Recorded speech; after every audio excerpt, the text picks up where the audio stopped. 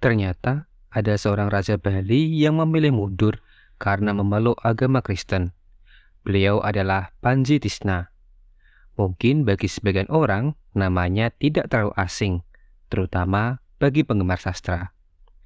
Sebelum kita bahas lebih lanjut tentang Panji Tisna, jika kalian merasa video ini bermanfaat, jangan lupa untuk klik subscribe, like, komen, dan share di media sosial kalian.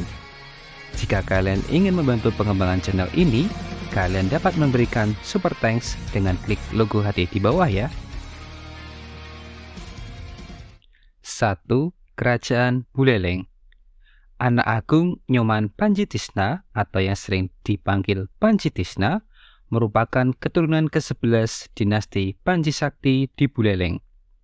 Sebelum kita bahas lebih lanjut tentang Panji Tisna, kita akan berkenalan terlebih dahulu dengan Kerajaan Buleleng.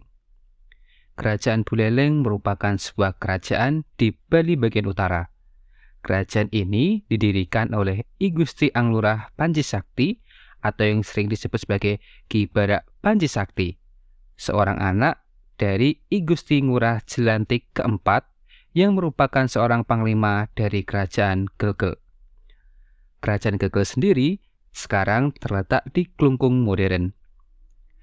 Kerajaan Buleleng termasuk kerajaan yang cukup luas karena selalu berperang dengan kerajaan-kerajaan Bali lainnya.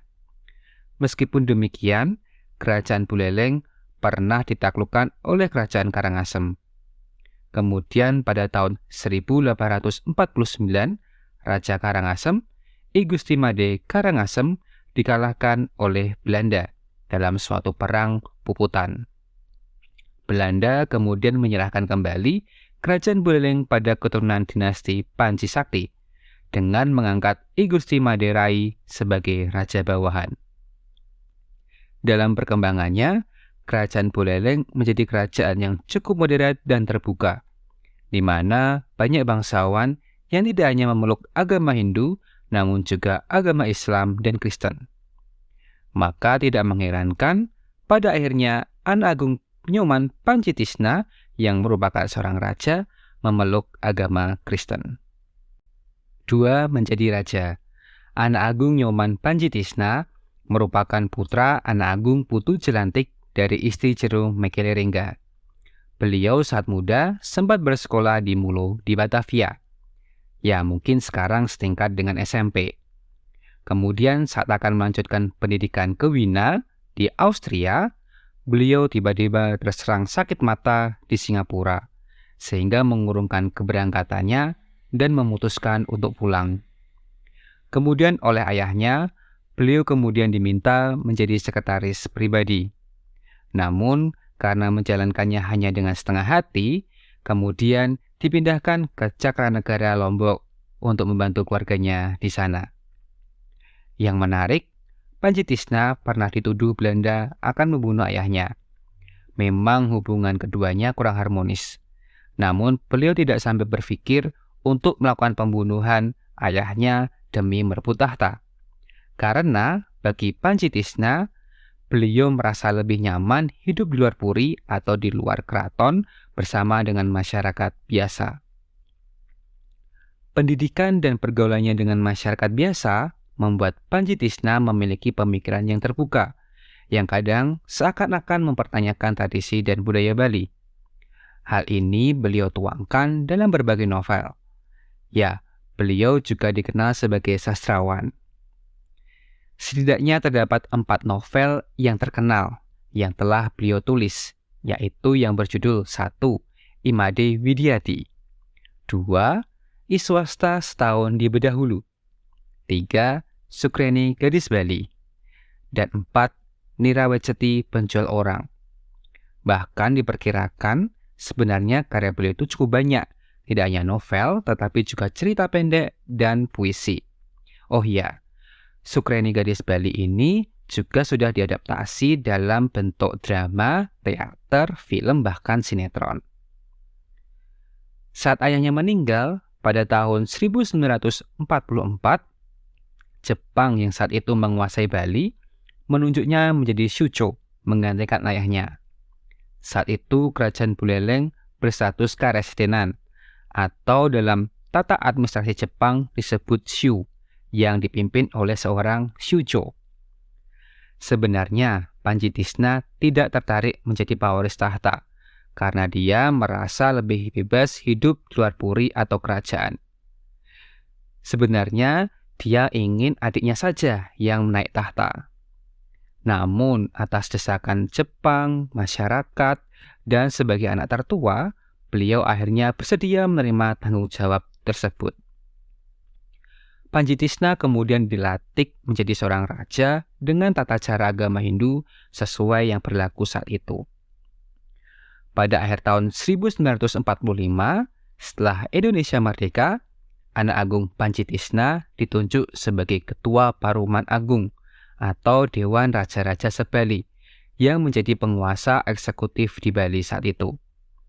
Dulu Indonesia berbentuk negara federal yang disebut Republik Indonesia Serikat, di mana Bali merupakan bagian dari negara Indonesia Timur yang terpisah dari Republik Indonesia.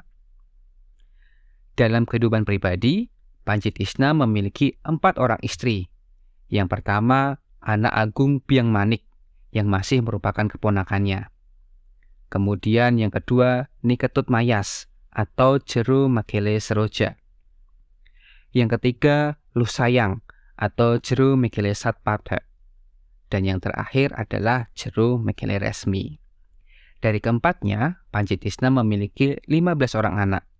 13 diantaranya bertahan hidup hingga dewasa. 3. Memilih Yesus. Hal yang membuat Panji-Tisna mulai tertarik mempelajari agama Kristen adalah insiden di Desa Buduk, Badung, Bali Selatan. Pada tahun 1935, Panji-Tisna diminta oleh Dr. Rolf Goris, seorang antropolog Belanda yang sering berkunjung ke Puri Buleleng, untuk pergi ke Desa Buduk. Dia ditugaskan untuk mencari informasi kerusuhan yang menimpa warga desa itu setelah mereka pindah agama menjadi pemeluk Kristen. Peristiwa ini juga memberikan Panji-Tisna inspirasi ketika menulis novel Sukreni Gadis Bali, terutama bagian yang mengungkapkan masalah apakah orang Bali yang pindah agama dari Hindu ke Kristen masih berhak atas warisan dari orang tuanya. Ketertarikannya terhadap agama Kristen semakin menguat saat misionaris dari Pulau Rote, yaitu pendeta Albert Fritz Ambessa, sering mengunjungi puri kerajaan Buleleng. Pergaulan dengan pendeta Ambessa membuahkan hasil. Pada tanggal 11 Februari 1946, Raja Buleleng saat itu, anak agung Panji-Tisna, dibaptis di Dusun Seraya oleh pendeta Ambessa, pendeta Kantohe, dan saudara Trimurti. Meskipun menurut wawancara dengan salah satu anak Panji-Tisna, anak agung Ayu Agetis Panji-Tisna, beliau menyatakan jika ayahnya sudah menjadi Kristen sejak tahun 1942. Saat itu Panji-Tisna masih merahasiakan pembaptisannya karena statusnya yang merupakan raja sebuah kerajaan Hindu. Namun setelah dipertimbangkan masak-masak, maka pada 1947 beliau memutuskan untuk mengumumkan pengunduran dirinya. Karena tidak mungkin bagi beliau untuk memijakkan dua kakinya di dua tempat yang berbeda, yaitu mengikuti Yesus dan menjadi raja Hindu. Kemudian dia digantikan oleh adiknya, anak agung Ngurah Ketut Jelantik, atau yang dikenal sebagai Mr. Jelantik. Uniknya, Mr. Jelantik ini juga menjelang akhir hayatnya juga memeluk agama Kristen seperti kakaknya. Keputusan memeluk agama Kristen ini kemudian diikuti oleh 3 istrinya yang berasal dari kalangan biasa. Sedangkan istri pertamanya yang berasal dari keluarga bangsawan, yaitu anak agung Biang Manik, memilih untuk bercerai dan menikah kembali dengan salah satu saudara Panji-Tisna. Dari 13 anaknya, 11 orang diantaranya memeluk agama Kristen seperti bapaknya.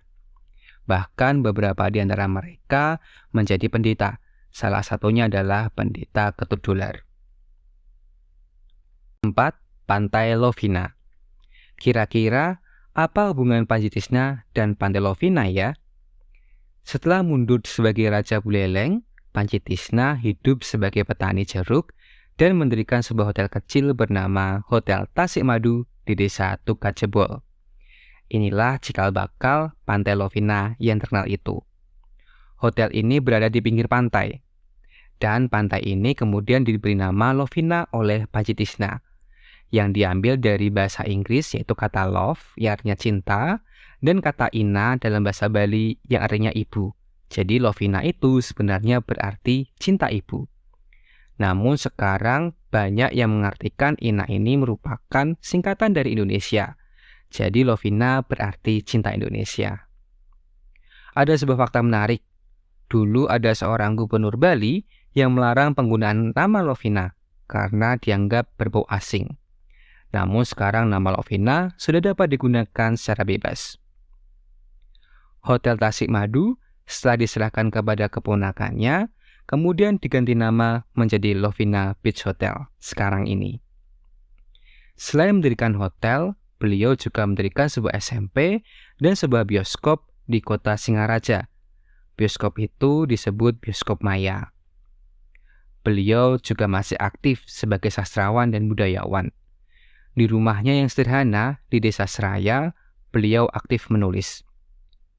Pada hari Natal tahun 1953, beliau mulai menulis novel yang berjudul Imade Widyadi Kembali Kepada Tuhan, yang kemudian diterbitkan tahun 1957. Novel ini mengisahkan perjalanan seorang laki-laki yang penuh cobaan hidup, yang pada akhirnya menemukan Tuhan dalam agama Kristen. Sesuatu yang mencerminkan perjalanan hidupnya. Memang di novel ini, di bagian belakangnya, terdapat sebuah autobiografi yang ditulis oleh beliau sendiri. Panji-Tisna akhirnya meninggal pada 2 Juni 1978 akibat serangan jantung. Beliau kemudian dikuburkan di dekat gereja Ukir Kawi di Desa Seraya secara Kristen. Gereja ini merupakan gereja yang didirikan oleh Panji-Tisna.